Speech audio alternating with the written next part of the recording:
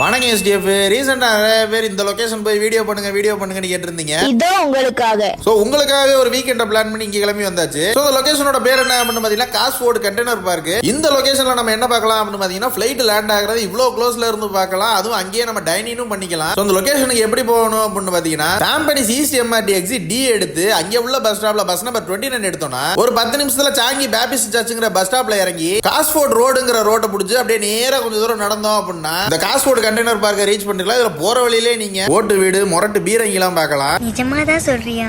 So போனோடனே இந்த கடல் கன்னி ஷோ எப்ப போடுவாங்க அப்படின்னு சொல்லி வேடிக்கை பார்த்துக்கிட்டு இருந்தேன். அதுக்குன்னு ஒரு டைமிங் போட்டுருந்தாங்க. சரி அது வரைக்கும் வேடிக்கை பார்ப்போம் அப்படின்னு சொல்லிட்டு போறதுக்கு முன்னாடி சில பல ஃபுட் ஐட்டம்ஸ் எல்லாம் வாங்கிக்கிட்டு அப்படியே போய் ஃபிளைட்டை வேடிக்கை பார்க்க போயிட்டாச்சு. சோ இந்த லொகேஷன்ல ஃபிளைட் லேண்டிங் ஆகிறத பாக்குறதுக்கு செம அட்ராக்டிவா இருந்துச்சு. ஃபிளைட் தான் வரும் அப்படின்னு பாத்துக்கிட்டே இருந்தோம்னா நம்ம என்டிபி ரிஹர்சல் முடிச்சுட்டு அங்க இருந்த ஃபிளைட் ஜெட்லாம் இந்த சைடு வந்துகிட்டு இருந்துச்சு.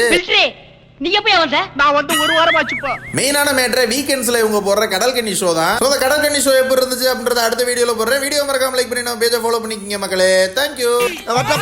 அடுத்த பஞ்சாயத்துல மீட் பண்ணுவோம்.